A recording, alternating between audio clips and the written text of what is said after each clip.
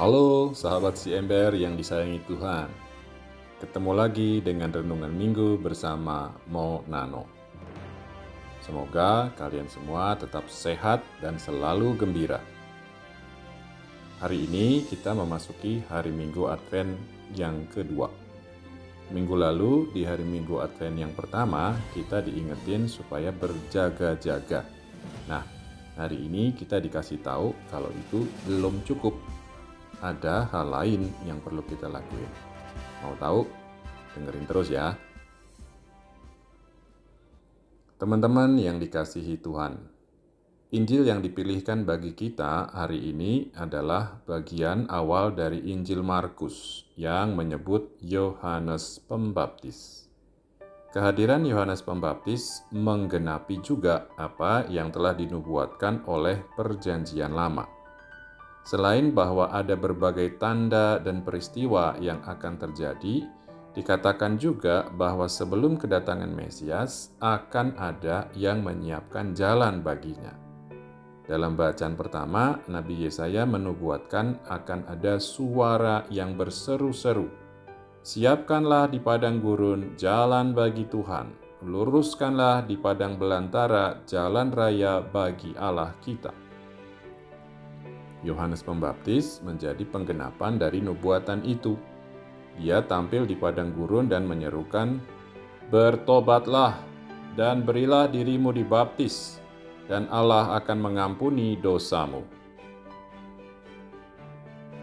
Teman-teman terkasih dalam Kristus, minggu lalu kita diingetin kalau masa Advent bukan cuma untuk menyiapkan hari Natal alias mengenangkan dan merayakan kedatangan Yesus yang pertama aja.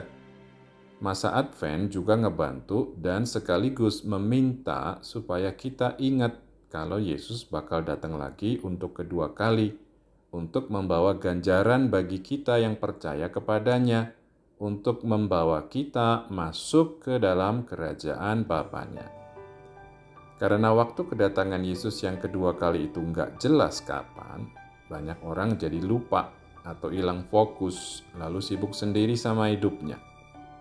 Makanya minggu lalu kita diingetin supaya berjaga-jaga. Kita tahu dan sadar kalau kita ini manusia yang lemah. Niat dan usaha kita untuk berjaga-jaga selalu mengarahkan hati kepada Tuhan. Usaha untuk selalu sadar akan hidup yang akan datang nggak selalu berhasil atau memuaskan. Kita kerap malas dan malah memilih tidur atau menyenangkan diri kita sendiri aja daripada berjaga-jaga.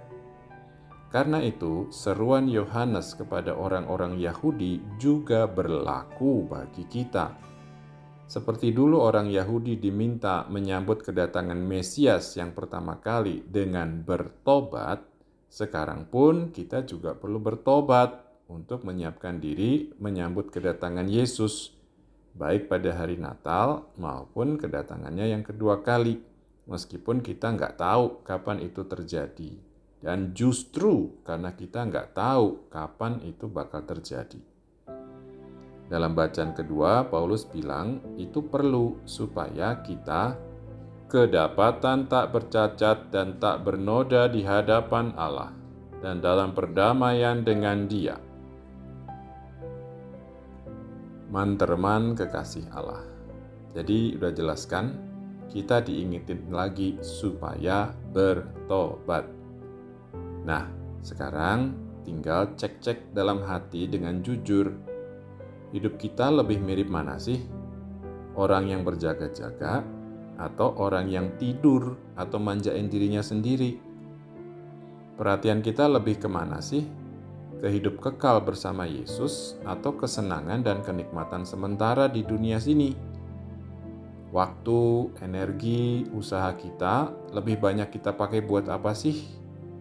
Dengan kreatif dan gembira ngusahain semua yang bisa kita lakuin untuk mengasihi Bapa dan sesama, atau dengan culas dan egois membenarkan diri dan menghalalkan segala macam cara untuk nyenengin diri, ngurusin kepentingan diri sendiri aja. Cek baby cek. Bertobatlah dan Allah akan mengampuni dosamu. Tuhan memberkati.